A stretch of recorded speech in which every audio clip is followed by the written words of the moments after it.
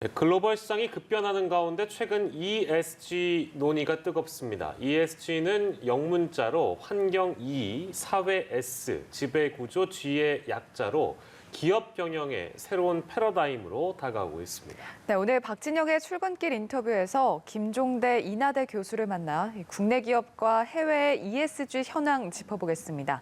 현장에 나가 있는 박진영 기자 나와주시죠. 네, 박진영의 출근길 인터뷰 오늘은 김종대 교수와 이야기 나눠봅니다. 안녕하십니까? 네, 안녕하세요. 네. 이 기업들의 화두로 지금 ESG가 떠오르고 있는데 ESG가 도대체 뭡니까? 예, 그 ESG는 E는 환경, S는 사회, G는 기업 지배구조를 얘기하는 약자죠.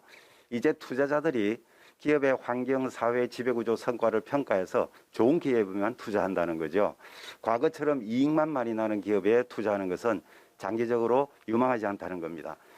즉 투자자들의 투자 방식 그리고 기업의 경영 방식, 패러다임이 바뀌고 있다는 거죠.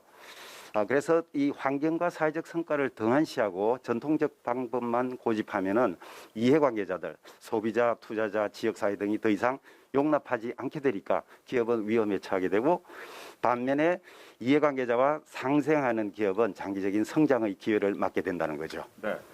우리로서는 조금 생소한 단어긴 하지만 세계적으로는 이미 많은 제도화가 이루어지고 있다라고 들었습니다. 어느 정도로 진전이 돼 있는 상태입니까? 예, 이제 투자자들은 더 이상 ESG 성과가 나쁜 기업들에 투자를 하지 않는다는 거죠. 예를 들면 세계 최대 자산운용 회사인 블랙락이 최근에 전 세계 기업들의 ESG 성과를 개선하고 그 자료를 제출하라고 요구하죠. 그리고 연금기금 등 투자기관들도 ESG 성과 평가 결과에 기초해서 전략을 짜고 있죠. 따라서 이 평가에 대응을 잘 못하는 기업은 생존과 성장에 어려움을 겪게 되고, 반면에 이런 기업에 잘 대응하는 그런 평가에 잘 대응하는 기업들은 이제 위험도 줄일 수 있고 성장의 기회도 늘릴 수 있는 그런 좋은 기회를 맞게 되는 그런 상황이 전개되고 있는 거죠. 네. 그러니까 세계에서 제도화가 계속해서 진행되고 있는데 최근에서야 우리나라에서 ESG가 좀 부각된 그 배경은 어디 있을까요? 예, 이미 세계적으로 이 ESG 투자 시장은 급격하게 성장을 했죠. 2020년 기준으로 이 시장 규모가 40조 달러에 이른다고 해요. 그에 비해서 우리나라 기업은 그 규모가 미미하죠. 그리고 최근에 녹색 금융이 ESG 투자에 이 핵심 수단으로 등장을 했는데요.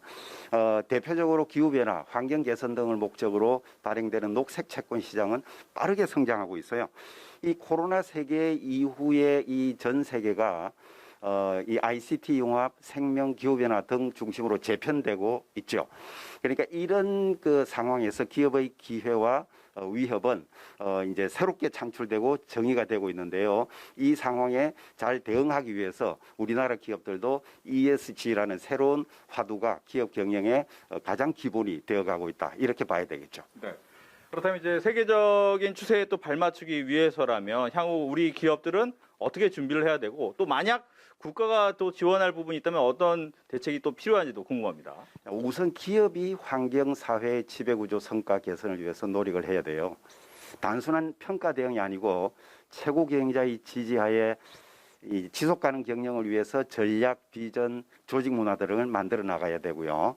무엇보다 절실한 것이 전문가 교육을 통해서 이 임직원의 역량을 향상시켜야 된다는 거죠.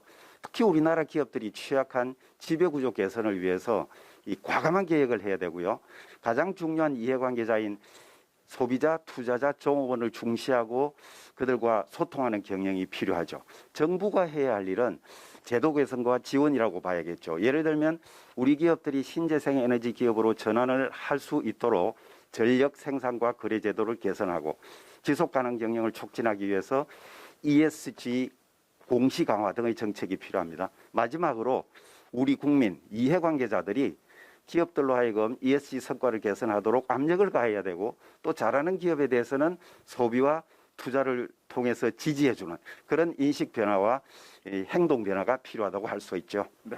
오늘 말씀 잘 들었습니다. 감사합니다.